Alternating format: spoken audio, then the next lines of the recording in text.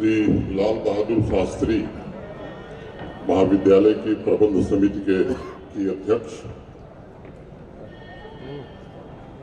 श्रीमती नेहा शर्मा जी, उपाध्यक्ष सुश्री वर्षा सिंह जी, महाविद्यालय के प्राचार्य प्रोफेसर रविंद्र कुमार जी, प्रबंध समिति के सभी सम्मानित पदाधिकारी, सदस्यगण, संचालक महोदय, इस जनपद के पुलिस अधीक्षक,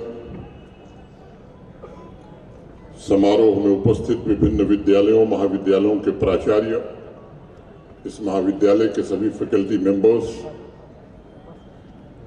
स्टूडेंट्स, अभिभावक, देवियों, सज्जनों तथा मित्रों, मीडिया के साथियों, सबसे पहले मैं स्वर्गीय सत्यदेव सिंह जी की पुण्यतिथि पर उन्हें सत सत नमन करता हूं, उनकी पुण्य स्मृति को प्रणाम करता हूं। व्यक्तिगत रूप से मैंने हमेशा उन्हें एक मौलिक विचारक, अद्वितीय राजनेता और जन कल्याण के लिए प्रतिबद्ध सांसद और समाजसेवी के रूप में देखा है। 11वीं लोकसभा में कुछ वर्षों तक मैं भी उनके साथ था और उत्कृष्ट संसदविद होने के नाते उन्होंने जीवन के हर एक क्षण देश की प्रगति और समाज के रूपांतरण के लिए समर्पित किया था। उनके असामयिक निधन से राष्ट्र ने 2020 में एक ओजस्वी और प्रतिभाशाली व्यक्तित्व खोया, लेकिन मैं समझता हूं कि वह महान आदर्श और मूल्य जो वो पीछे छोड़ गए हैं, जो व्यापक रचनात्मक कार्यों में निरंतर हमारा मार्गदर्शन करेंगे। सत्यदेव सिंह जी ने हमेशा सामाजिक आर्थिक क्रांति का समर्थन किया और अक्सर एक बात कहते थे वो कि स्वतंत्रता का एक ही मूल अर्थ है और वह है समानता। लोकसभा में अपने भाषण के दौरान एक बार उन्होंने जो कहा था, मैं उसे उद्धृत करना चाहूंगा। स्वतंत्रता का मौलिक अर्थ है राष्ट्र की समृद्धि में समान हिस्सेदारी और भागीदारी, बेहतर शिक्षा और नौकरी के अवसर, स्वास्थ्य की देखभाल, अर्थव्यवस्था में समान भागीदारी तथा एक ऐसी व्यवस्था जिसमें हर एक नागरिक राष्ट्रीय एवं सांस्कृतिक गौरव तथा अपने देश पर गर्व महसूस कर सके।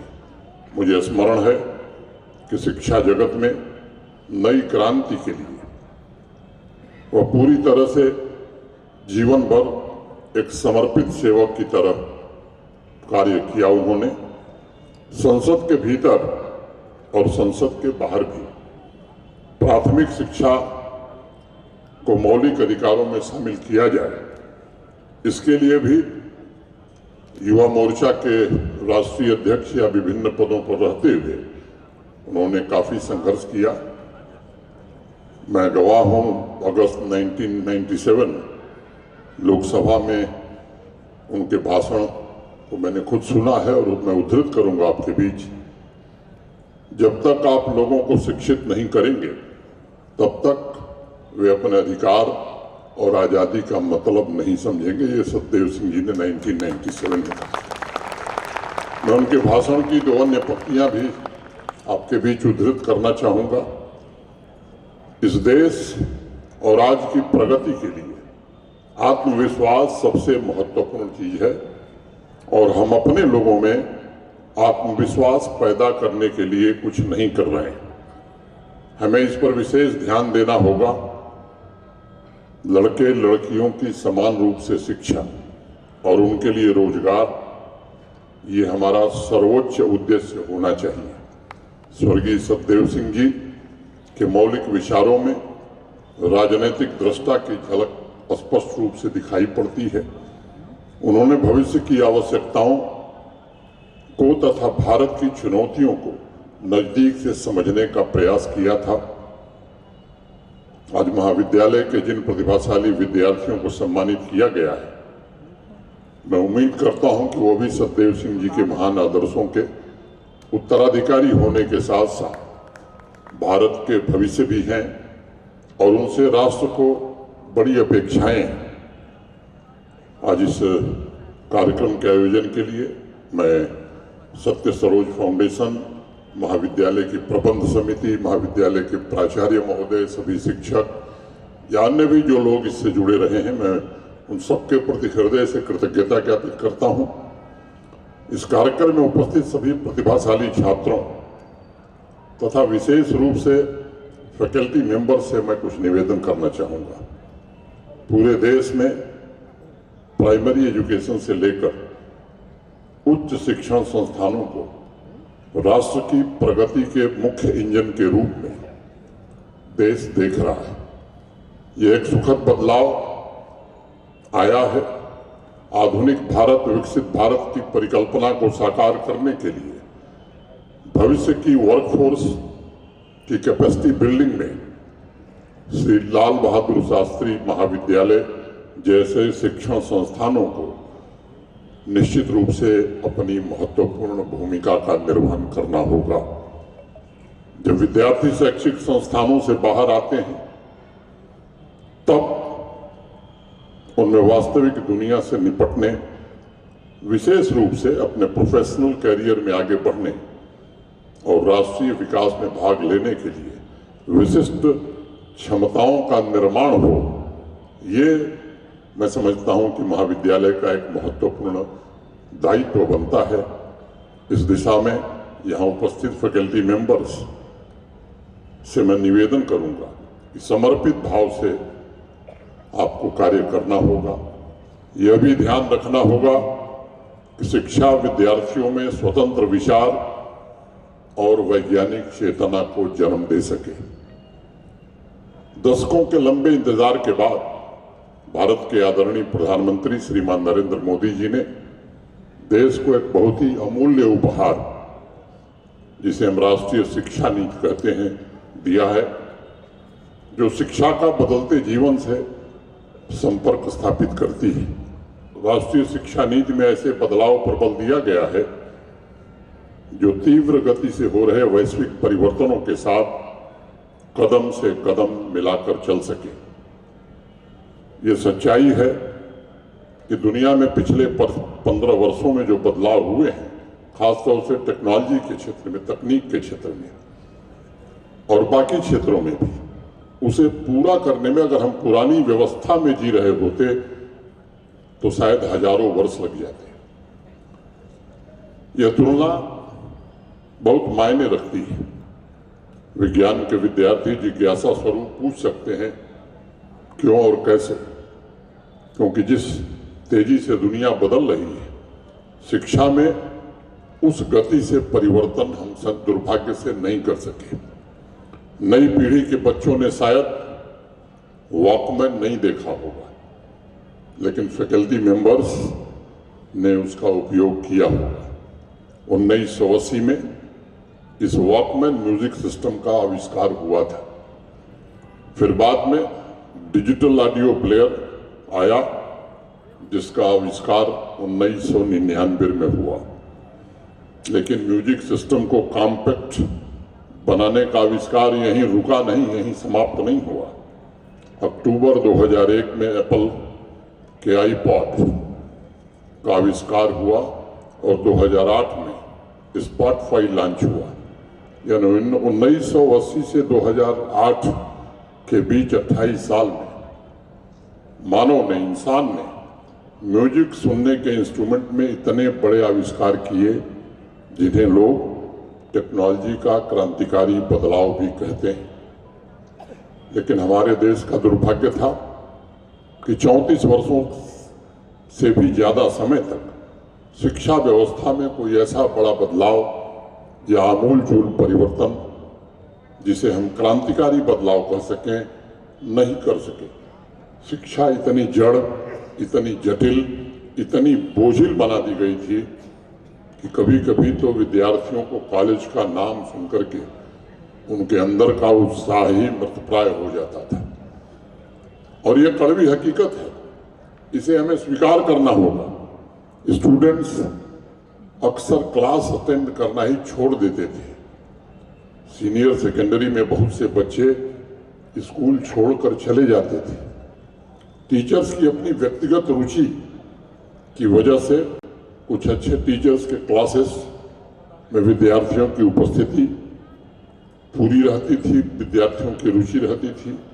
पुरानी शिक्षा व्यवस्था को ढोते हुए स्टूडेंट्स की चेतना को इतना थका दिया गया था कि क्लासरूम में कोई स्वतंत्र विचार पैदा ही नहीं हो रहे थे।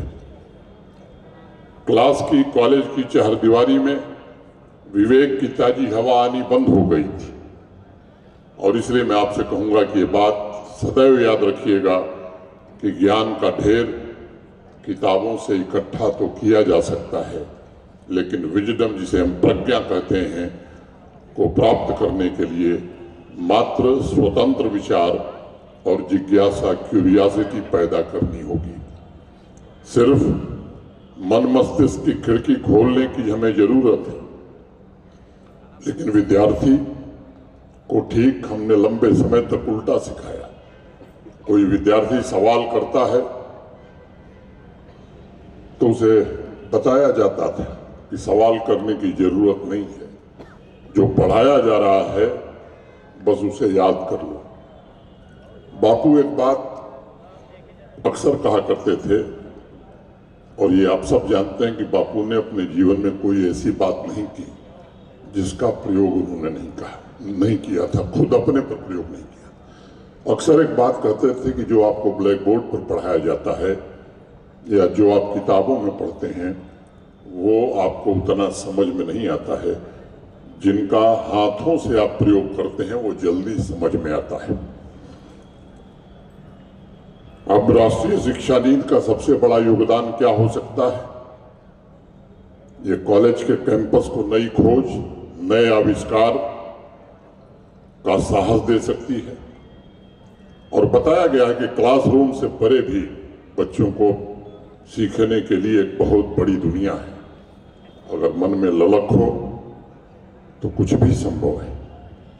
रामानुजम का नाम आप में से अनेक साथियों ने सुना होगा, देश के सबसे बड़े मैथमेटिशियन। मुझे लगता है कि उनसे बड़ा गणितज्ञ इस देश में कोई पैदा नहीं हुआ। आप में से अनेक लोग शायद जानते होंगे कि जब 11 वर्ष के रामानुजम थे तो बिना मैथमेटिक्स का क्लास अटेंड किए स्वयं सीखते सीखते सिर्फ 2 साल के अंदर उन्होंने 13 वर्ष की उम्र में एडवांस ट्रिग्नोमेट्री को हल करने के लिए अपने खुद की थियरी डेवलप कर ली थी। बाद में जब उन्हें कॉलेज भेजा गया तो बायोलॉजी की क्लास अटेंड करने की बजाय वो मैथमेटिक्स हल कर रहे थे। और एक और घटना है, और इसीलिए मैं बार बार कहता हूं कि शिक्षा का डिग्री से कोई संबंध नहीं।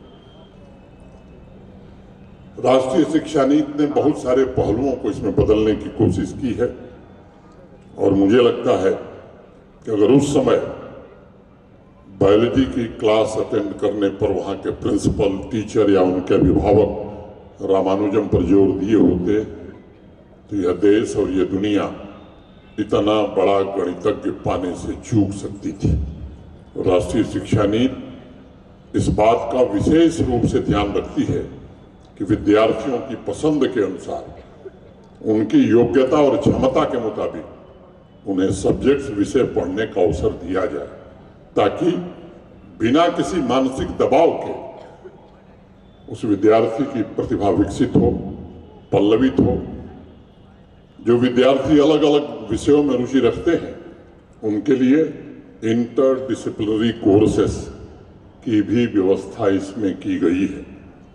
मैं लाल बहादुर शास्त्री डिग्री कॉलेज के सभी फैकल्टी मेंबर से विनम्रतापूर्वक कहना चाहूंगा कि राष्ट्रीय शिक्षा नीति विद्यार्थियों के, छात्रों के माइंड को मैकेनिकल बनाने का इंस्ट्रूमेंट नहीं है, बल्कि वो कैसे नेचुरल रहें, इसको कैसे तरजीह मिले, ताकि मौलिक विचारों के द्वारा भविष्य की व्यवस्था के अनुरूप आपके स्टूडेंट्स अपने आप को ढाल सकें, इस दिशा में काम करने की आवश्यकता है। दिमाग को, माइंड को स्वतंत्र बनाना ही शिक्षा का मौलिक आधार है और तभी हम भविष्य की जरूरत के मुताबिक ह्यूमन कैपिटल जनरेट कर सकते हैं। हमें विद्यार्थियों को अतीत से बांधने की आवश्यकता नहीं है और हमारे यहाँ तो हमारी संस्कृति में ही कहा गया, हमारे ऋषि मुनियों ने ही कहा, सा विद्या या विमुक्तये, शिक्षा वही है जो विद्यार्थियों को मुक्त करे। और मुक्त करने का आशय मतलब ये है उन विद्यार्थियों के अंदर स्वतंत्र विचारों की उत्पत्ति हो, उनको आने दीजिए ताकि वो प्रोफेशनल कोर्सेज के साथ साथ जीवन के श्रेष्ठतर मूल्यों को, हायर वैल्यूज को अर्जित कर सकें। और इसीलिए साइंस और संस्कार दोनों का मिला जुला स्वरूप ही भारत को विकसित भारत की ओर ले जा सकता है। हमें विद्यार्थियों को, स्टूडेंट्स को इतिहास के माध्यम से, अपनी विरासत के मूल्यों के माध्यम से उन्हें बिना अतीत में बांधे उनके ज्ञान की वृद्धि करनी है। इतिहास वर्तमान की यात्रा का प्रारंभ होना चाहिए, उसका अंत नहीं होना चाहिए। और मैं बड़े यकीन से कह सकता हूं कि अगर स्टूडेंट्स को ये बताया जाए कि 20वीं सदी के वैज्ञानिकों ने अपने इन्वेंशन को जहां छोड़ा था उसके आगे जाना है तुम्हें, तभी भविष्य के विकास के रास्ते वो तय कर पाएंगे। अगर केवल हम स्टूडेंट्स को साइंटिस्ट के बारे में, हिस्टोरियंस के बारे में पढ़ा करके अपने कर्तव्यों की तीसरी करेंगे तो मुझे लगता है उस विद्यार्थी के ज्ञान अर्जन की यात्रा वहीं समाप्त हो जाएगी और वो छात्र भविष्य के इन्वेंशन से चूक जाएगा। उसे हमें बताना होगा कि उस साइंटिस्ट ने क्या चुनौतियां झेली, कौन से इन्वेंशन की यात्रा उसने अधूरी छोड़ी है और तुम्हारी यात्रा जहां उसने अधूरी छोड़ी है वहीं से शुरू होती है और जब पूरा करोगे तब तुम्हारी यात्रा समाप्त होगी। इन्वेंशन हमेशा भविष्योन्मुख होता है। हम जो भी क्रिएट करते हैं वो अगले घंटे, अगले दिन, अगले वर्ष और अगले वर्षों के लिए होता है। दुनिया में आज तक कोई भी आविष्कार अतीत के लिए कभी नहीं हुआ। पिछले कुछ वर्षों में अनेक ऐसे इन्वेंशन हुए हैं जिनका असर शिक्षण संस्थाओं पर व्यापक रूप से पड़ा है। हाइब्रिड क्लास के लिए आज गांव-गांव देश में इंटरनेट की व्यवस्था विकसित की जा रही है। हाई स्पीड इंटरनेट अधिकांश गांवों तक पहुंच गया है।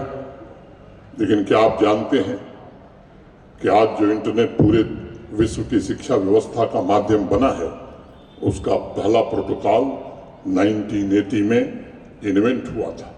वर्ल्ड वाइड वेब का आविष्कार 1990 में हुआ। यह आविष्कार भविष्य के लिए था। आज पूरी की पूरी वैश्विक अर्थव्यवस्था उसी प्रोटोकॉल पर चल रही है जिसे 1980 में खोजा गया था और इसलिए राष्ट्रीय शिक्षा नीति ने क्यूरियोसिटी पर ज्यादा बल दिया है ताकि कैंपस में इनोवेशन, इन्वेंशन और रिसर्च, कैंपस इन तीनों के केंद्र बन सके। और मैं आप सबसे आग्रह करूंगा कि आने वाले भविष्य में असेस, इक्विटी, क्वालिटी और आउटकम, इन चार बातों पर हमें विशेष रूप से फोकस करने की, ध्यान केंद्रित करने की आवश्यकता है और भारत की बढ़ती इकोनॉमिक पावर के पोटेंशियल को पूरी तरह से कैसे हम एक्सप्लॉइट करने में इस महाविद्यालय के छात्रों को आगे ला सकें, यहाँ के छात्र अपनी जिम्मेदारियों का सही तरीके से निर्वहन कर सकें, ये बहुत ही आवश्यक है। एक बात मैं विद्यार्थियों से विशेष रूप से कहना चाहूंगा इस अवसर पर कि dream big, believe in yourself and work hard with focus and persistence to fulfil your dream. एक समय था जब एजुकेशन और चिंतन की वजह से हमारा देश विश्व गुरु माना जाता था, वह स्थान और गौरव हम पुनः हासिल कर सकें। अब इसी एकमेव लक्ष्य के साथ देश को आगे बढ़ना है। स्वयं को नालंदा, तक्षशिला, विक्रमशिला जैसे एजुकेशन के महान सेंटर्स स्थापित करने वाले जो हमारे पूर्वज थे, हम उनके सच्चे उत्तराधिकारी तभी साबित हो सकते हैं। और मैं बराबर एक बात कहता हूं, बल भी देता हूं कि युवाओं की ऊर्जा, नवाचार और प्रतिबद्धता की प्रशंसा भी करता हूं। और मैं बहुत आशान्वित हूं, मैं आशावादी व्यक्ति हूं और मैं देख रहा हूं कि आज देश के युवा बदलाव में सबसे आगे हैं। और मुझे पूरा भरोसा है कि विकास की यात्रा का नेतृत्व करने वाले हमारे युवा ही होंगे और उस तैयारी में वो आगे बढ़ रहे हैं। मैंने देखा है पिछले कुछ वर्षों में, अगर हम अपने गौरवपूर्ण इतिहास की तरफ आप नजर डालेंगे तो आपको सिविलाइजेशनल वैल्यूज, एजुकेशन और इकोनॉमी, इन तीनों में एक समय था जब भारतवर्ष के आसपास दुनिया का कोई देश नहीं था। Organisation for economic cooperation and development, OECD, के एक बड़े मशहूर इकोनॉमिस्ट हैं अंगस मैडिसन। अंगस मैडिसन और उनके कुछ साथियों ने पिछले दिनों एक व्यापक रिसर्च सर्वे करके किया और उसका निष्कर्ष मैं आपको बताना चाहता हूं। उन्होंने कहा कि 11वीं शताब्दी में दुनिया की GDP में, वर्ल्ड GDP में भारत का कंट्रीब्यूशन 33% था। उस समय 11वीं शताब्दी में बाकी दुनिया के देशों की अगर हम तुलना करें तो वेस्टर्न यूरोप के सभी देशों का कुल मिलाकर शेयर 11% था। अमेरिका, कनाडा, ऑस्ट्रेलिया, जिन देशों का बड़ा नाम लिया जा रहा है, उनका वर्ल्ड GDP में शेयर 0.5% था। यानी भारत 11वीं शताब्दी में सामाजिक आर्थिक रूप से दुनिया के बाकी देशों से बहुत आगे था। हजारों साल विश्व की तरक्की का हमने नेतृत्व किया और इसका कारण यह भी था कि हमारी संस्कृति ने हमेशा एकता और उद्यमशीलता पर बल दिया था। 11वीं सदी से इतिहास के प्राध्यापक, इतिहास के विद्यार्थी इस बात को जानते होंगे। 11वीं सदी से आक्रमण का दौर शुरू हुआ। 15वीं शताब्दी आते आते वर्ल्ड GDP में हमारा हिस्सा गिरा और 25% रह गया। अनेक विदेशी आक्रांता आए, धन, यश, वैभव सब कुछ लूट कर ले गए। हजारों वर्ष की गुलामी के कारण हमारा मनोबल भी गिरा हुआ था। हमारे महान स्वतंत्रता सेनानियों की तपस्या, उनके श्रम, उनके पुरुषार्थ के कारण 15 अगस्त 1947 को देश को आजादी हासिल हुई। और जब 1950 में अध्ययन किया गया तो वर्ल्ड GDP में हमारा कंट्रीब्यूशन 4% रह गया। समय का चक्र फिर घूमा है।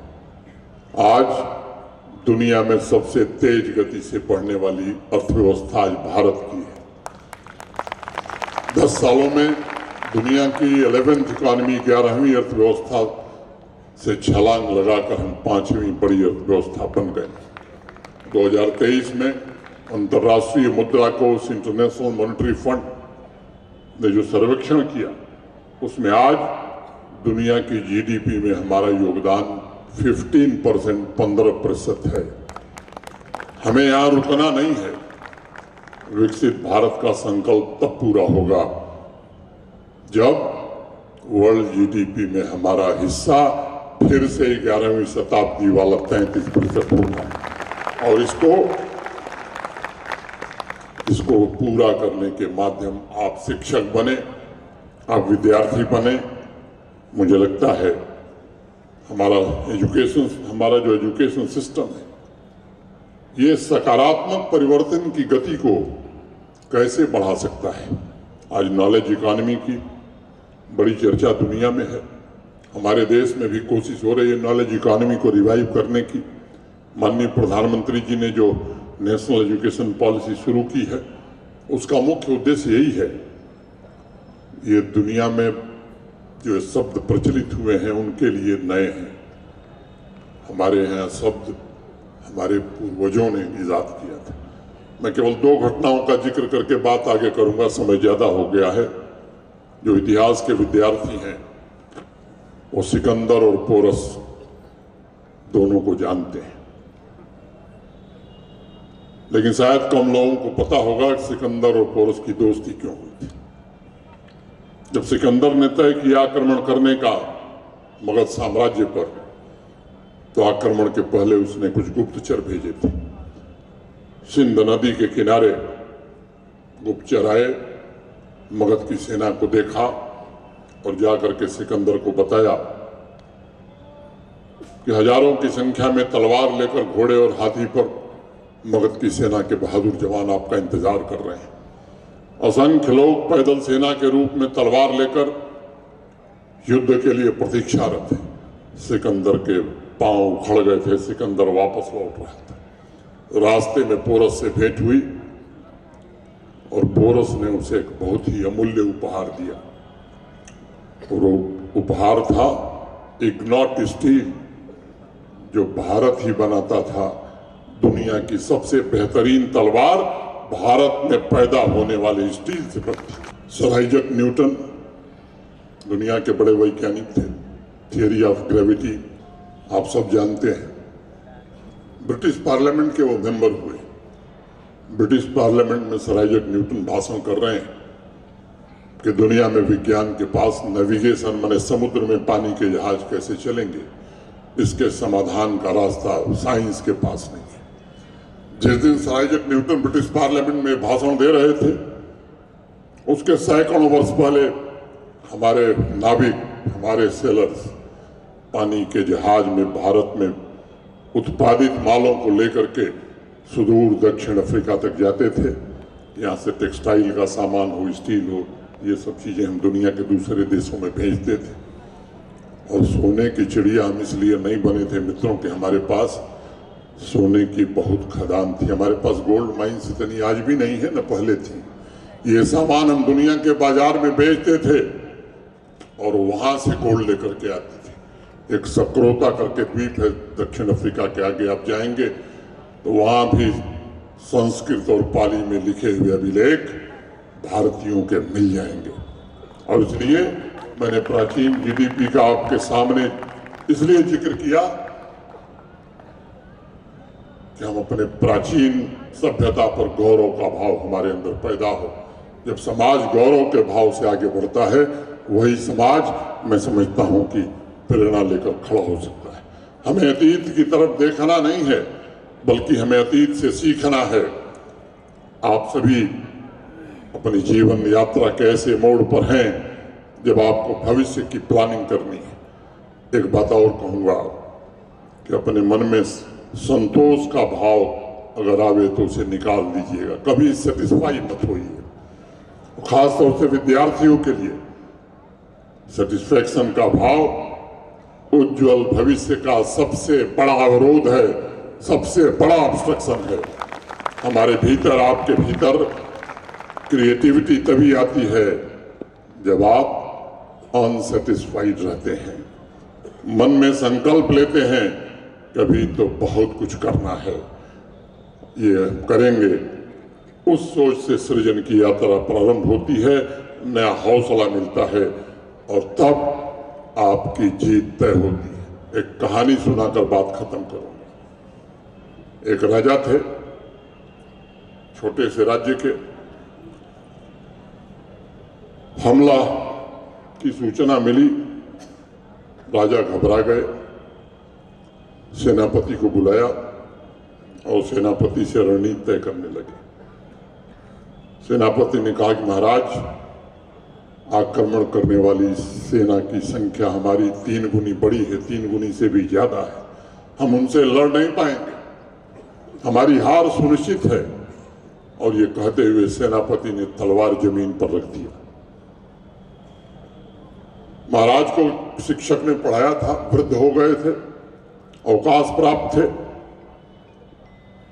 वो घबराए हुए अपने गुरु शिक्षक के पास गए और शिक्षक को उन्होंने बताया कि ऐसी परिस्थिति है, सेनापति हताश है, सेना निराश है, आक्रमणकारी पूरे राज्य पर कब्जा कर लेंगे, मैं क्या करूं? तो शिक्षक ने उन्हें दो सलाह दी। कहा कि पहला काम करो कि सेनापति को गिरफ्तार कर लो। उन्होंने कहा गुरुजी ये आप क्या कह रहे हैं? उन्होंने कहा कि इसमें तर्क वितर्क मत करो, जो मैं आदेश दे रहा हूं उसका पालन करो। सेनापति को गिरफ्तार करो और दूसरा काम करो कि मुझे सेनापति बना दो। एक वृद्ध शिक्षक, अवकाश प्राप्त शिक्षक, उसने अपने शिष्य को सलाह दी। राजा घबरा गए।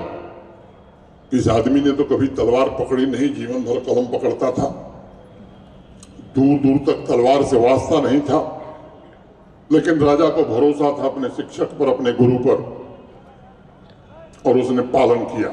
सेनापति को जेल में डाल दिया और उस शिक्षक को सेनापति घोषित कर दिया। छोटी सेना लेकर सेनापति के नाते वो शिक्षक युद्ध के मैदान के लिए रवाना हुआ। युद्ध के मैदान के पहले एक छोटा सा मंदिर था। शिक्षक से सेनापति बने उस सेनापति ने सैनिकों से कहा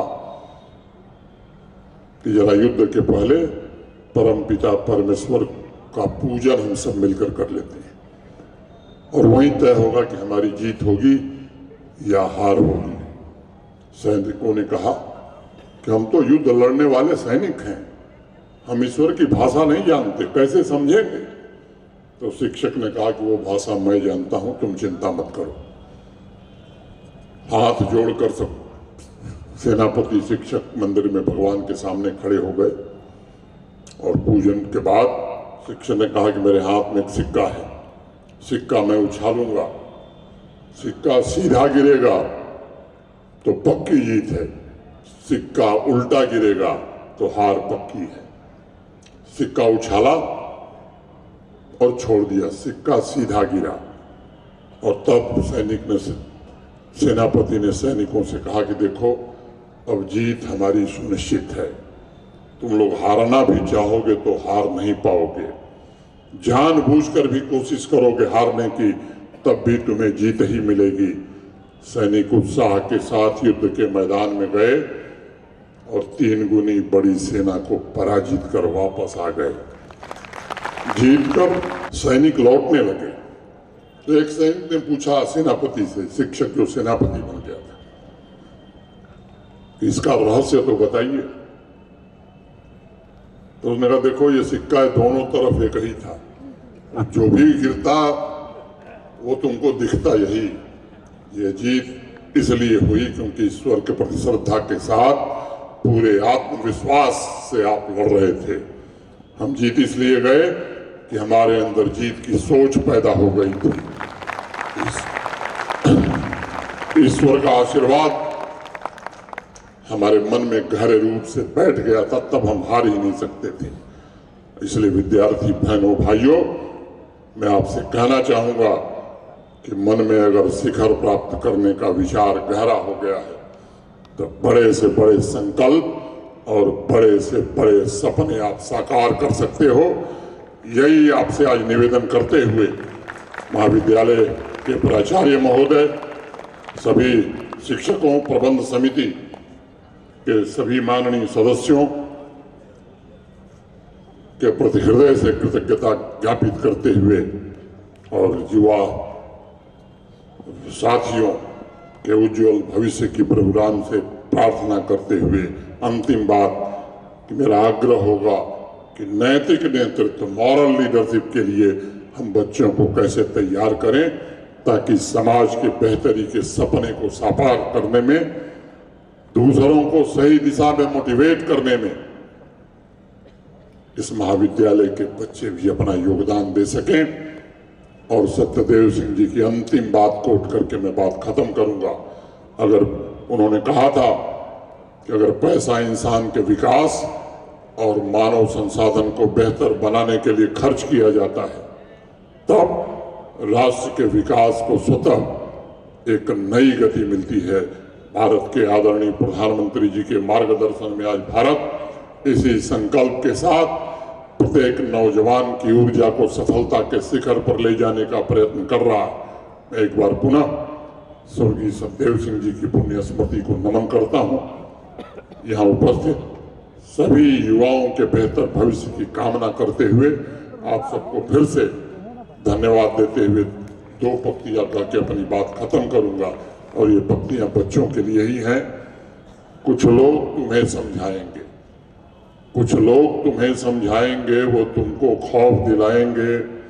जो है वो भीख हो सकता है, कुछ और यहाँ हो सकता है। जो है वो भीख हो सकता है, कुछ और यहाँ हो सकता है। अरे कुछ और तो अक्सर होता है, पर तुम जिस लम्हे में जिंदा हो वो लम्हा तुमसे जिंदा है। ये वक्त नहीं फिर आएगा, ये वक्त नहीं फिर आएगा। तुम अपनी करनी कर गुजरो, जो होगा देखा जाएगा, जो होगा देखा जाएगा। बहुत बहुत धन्यवाद। जय हिंद।